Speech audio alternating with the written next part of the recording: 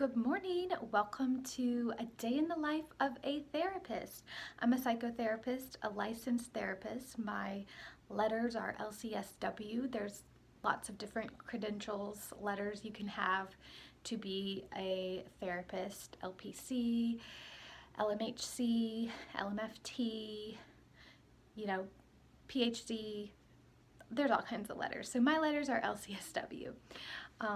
So when I was in grad school, I wanted to see videos like this to see what it's like to be a therapist or a clinical social worker in various settings. So I thought I'd make a video so that hopefully it can be helpful to at least somebody. So I'm going to take you through my day, and right now it is about 8:15 and I'm about to head to work. I'm gonna change. I got this really cute shirt. It just came in the mail yesterday. It's from a company called Self-Care Station, where they make mental health like clothing to destigmatize mental health. So I just tried it on. It's really cute, but I'm gonna put something on a little more business casual. Okay, so I'll see you in a sec. Here we go. I'm headed to work. So it is just before 8:30. My first client is at 9. And I work at a clinic, an outpatient clinic. Today on my schedule, I have 6 clients. The most I ever have is 8, which is a lot. I don't like seeing 8 in a day. That just is a little much usually for me, and for most therapists it's a lot. I work Monday through Friday, so I'm salaried. If you're in private practice, you can make your own schedule. So there's pros and cons to both. One of the pros though of not working in private practice is that I don't have to do anything except show up, be a therapist, write my notes, and then go home. So I don't have to do anything administrative as far as scheduling people or yada yada yada. Now, I did work for a clinic several years ago, and I actually did have to schedule my own clients. So just because you work for a company doesn't mean that everybody does it differently, but thankfully I really have found that I like if I'm gonna work for somebody, then I just rather them take care of all the administrative stuff so that I can just do therapy. Now with the pandemic, and I'm doing all telehealth, except for I have to see out-of-state clients in person because of licensing rules. So I live in Chattanooga, Tennessee, which is very close to Georgia and Alabama. So I do have a few clients that are actually out-of-state residents, but my therapy license is only in Tennessee, and actually I'm licensed in Florida too, but some of the clients that I have live in Georgia. So the clinic decided that then I have to see them in person, because otherwise I can't see them at all. Last week was the first week to start that, and I only had 2 or 3. So for the session, we each wear a mask. So I wear a mask, the client wears a mask.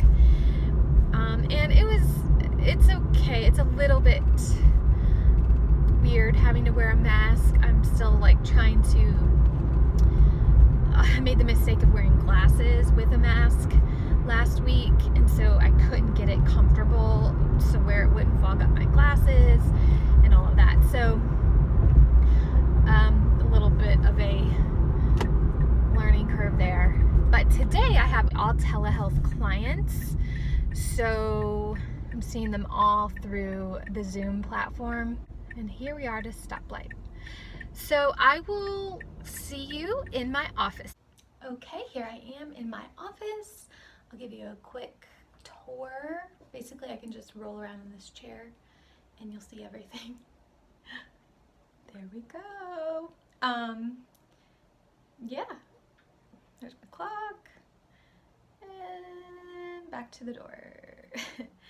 So I just got here and my 9 o'clock canceled since I don't have a 9 o'clock. So now I have 5 on my schedule.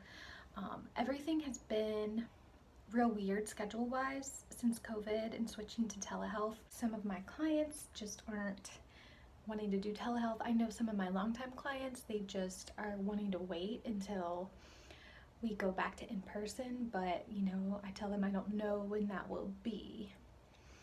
But I understand, because especially when you're used to seeing your therapist in person, it takes getting used to switching to a whole new way of doing therapy. And telehealth is great though. I mean, I've been pleasantly surprised. I'm just looking outside, I'm checking out my plant. Here's my lovely Chattanooga view. I'm gonna put my plant back. I like to put it here in the sun so that it gets plenty of sun. And it's blooming, and it's like got new buds, so it likes the sun. Usually I get coffee. I make coffee. We have a Keurig. Usually I make coffee as soon as I get to work, but I forgot I am out of coffee. I need to buy some, so I may venture down to Starbucks because there's a Starbucks here. So I just gotta decide. First I'm gonna do some work and then I'll do that. Got my blue blockers so my eyes don't get too worn out from staring at the screen. Okay, I got my coffee. Since I'm out of coffee, I try not to spend. I used to get in a bad habit of buying Starbucks all the time, so I just do it like once a week now. But I'm debating I might actually just hop home real quick because I'm right next to the road. I need some information for getting into doing the webinars I need to do. And that information is at home. So I think I have just enough time to do it. I don't know, it'd be pushing it. So I might just enjoy taking this walk outside, and I can probably, yeah, that makes more sense. I can do that later. So yeah, just gonna enjoy this. I'm outside, so I've got about 30 minutes until my 10 o'clock client. Okay, it is 11:15 and I am heading home to have lunch. I don't always get to do this, but since I did not have an 11 o'clock, it gives me time before my next appointment at 1, which is really nice. It's nice to be able to go home and eat, to break up the day. So it is a very beautiful hot day. So you never know. I never know for sure really what my schedule is gonna be like, because even when I have cancels, like this morning when I came in, I think I had 6 to start with, and then I still had some people cancel who didn't want to do telehealth, and ended up at one point there were only 4 on the schedule. And now I'm back up.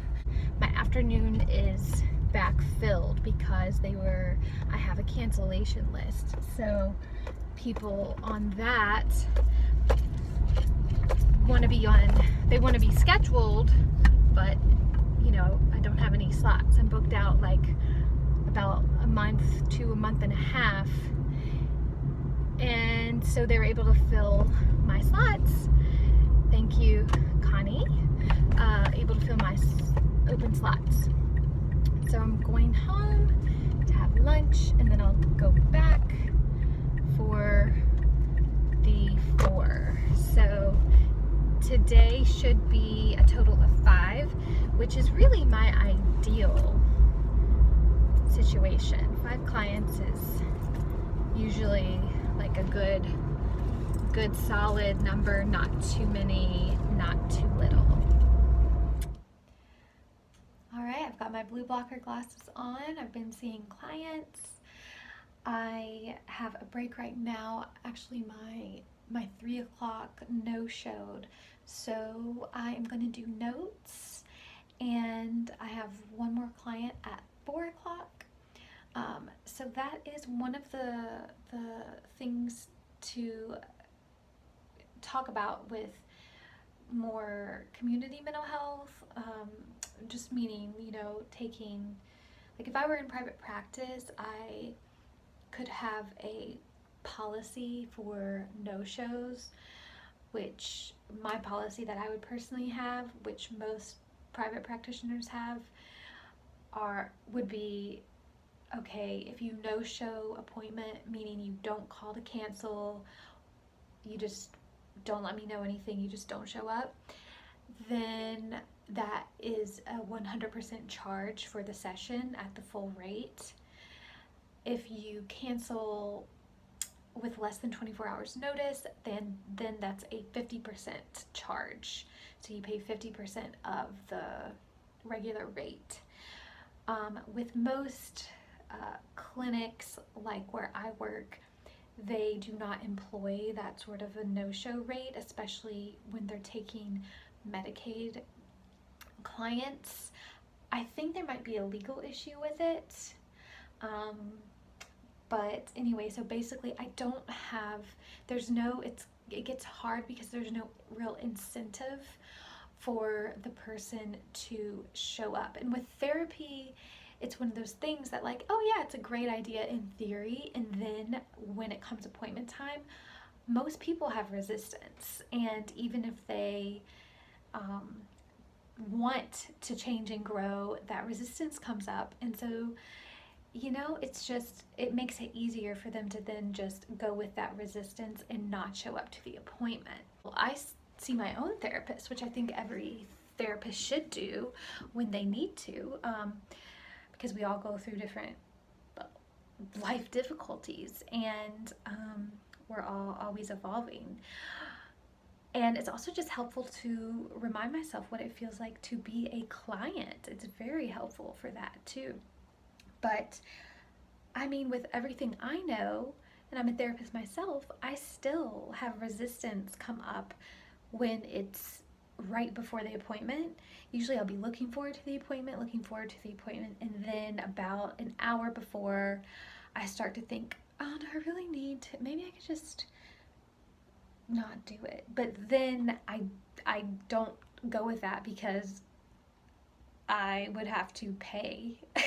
And I'm like, well, I may as well do the appointment. That's silly. So I get it. I understand why there is an issue with late canceling or no showing.